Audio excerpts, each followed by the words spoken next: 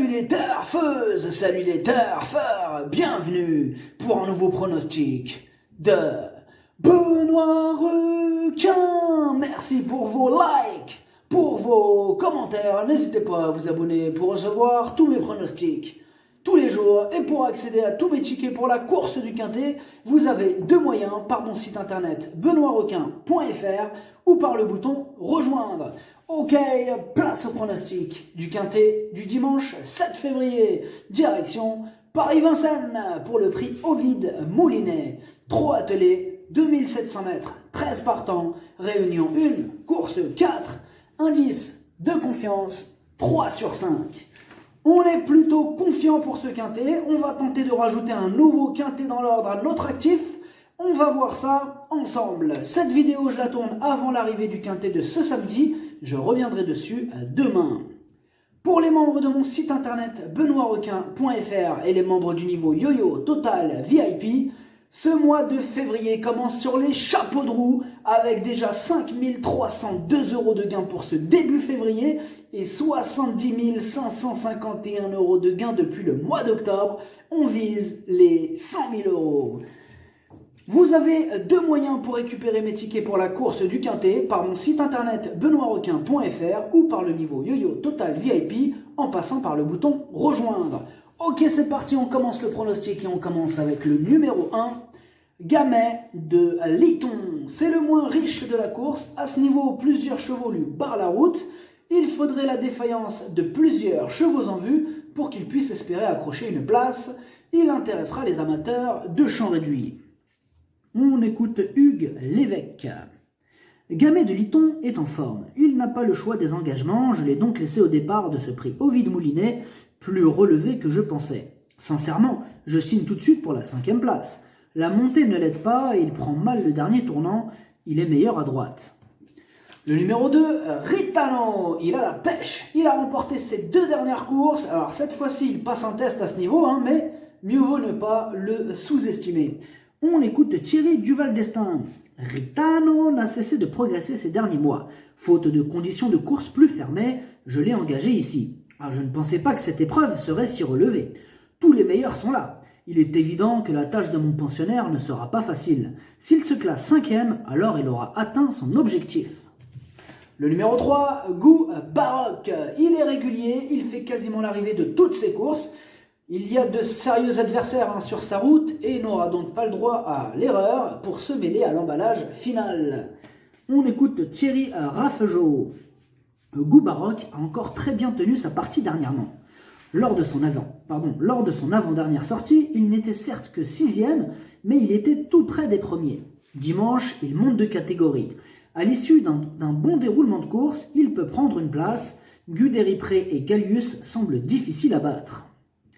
Le numéro 4, Jimmy du Pomereux. Ses 11 dernières courses, seulement 2 fois à l'arrivée. Il va devoir nous montrer un tout autre visage pour espérer terminer à l'arrivée. On écoute Sylvain Roger. Jimmy du Pomereux est parti à la faute derrière l'autostart, retombant dans ses travers. Je n'ai pas d'engagement fermé.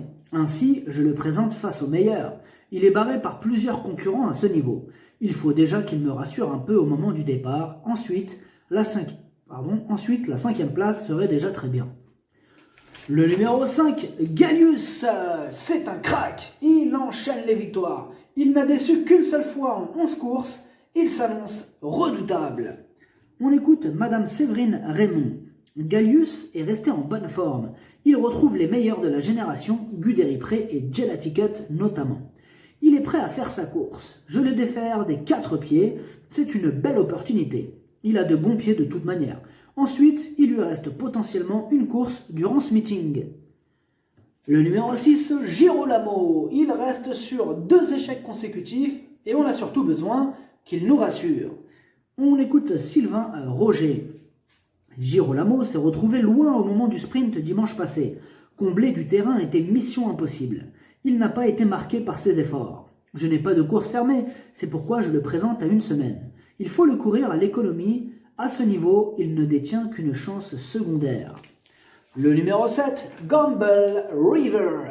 Il a le défaut de ne pas répéter ses bonnes sorties. Il reste sur une 4e place au niveau inférieur. Il va devoir sortir le grand jeu pour espérer un classement similaire. On écoute Sébastien Garato.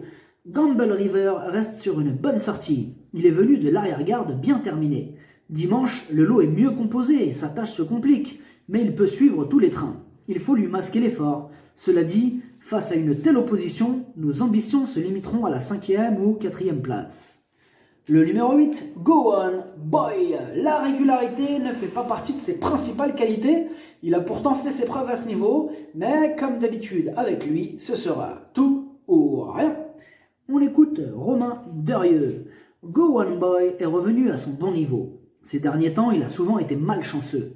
Il a subi avec son numéro 10 derrière l'autostart en dernier lieu. La roue finira par tourner.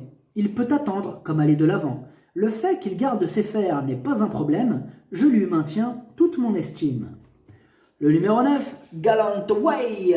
Ce fils de Reddy Cash reste sur 2 échecs, mais il a prouvé qu'il pouvait tenir à ce niveau. Il va tenter de remettre les pendules à l'heure.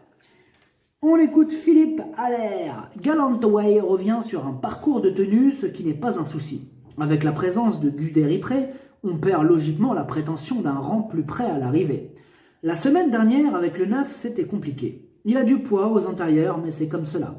Il tentera d'accrocher une petite place. Le numéro 10, Gala TJ. Il enchaîne les échecs. Difficile de lui accorder notre confiance dans ces conditions. Le numéro 11, Golden Bridge. Il apprécie cet hippodrome, mais a le défaut d'être irrégulier. S'il montre son vrai visage, il a les moyens d'en faire souffrir plus d'un sur sa route. On écoute encore Philippe Allaire. Golden Bridge avait des ressources au moment de sa faute dans la montée la semaine passée. Il n'a évidemment pas été marqué par ses efforts. C'est dommage car en prenant le sillage du futur lauréat, il aurait joué un premier rôle car il était au petit trot. Avec Guderipré au départ, on ne peut viser qu'une place. Le numéro 12, Gelati Cut. Ses 2 dernières sorties sont excellentes. Il est en plein dans sa catégorie. Il a encore une belle carte à jouer. On écoute Romain Christian Larue. Gelati Cut s'est encore remarquablement comporté dimanche dernier et je vous assure que lui et le lauréat n'ont pas amusé le terrain pour finir. Il a parfaitement récupéré un jour ou l'autre, il finira bien par renouer avec la victoire. Dimanche, Guderipré s'annonce encore redoutable, une 2e place me satisferait amplement.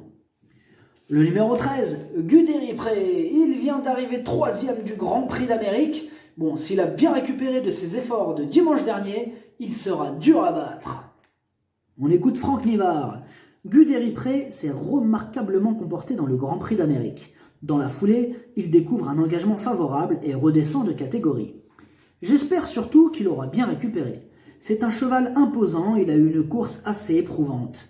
Cela dit, face à de tels rivaux, il peut évidemment gagner.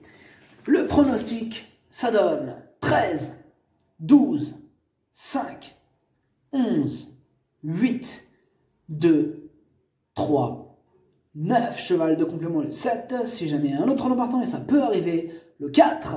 Merci d'avoir suivi cette vidéo. N'hésitez pas à vous abonner pour recevoir tous mes pronostics tous les jours. Et pour accéder à tous mes tickets pour la course du Quintet, vous pouvez passer par mon site internet benoîtrequin.fr ou par le bouton rejoindre sur le niveau YoYo Total VIP. À jouer avec modération. Bonne chance. Chopez-le moi. Ciao.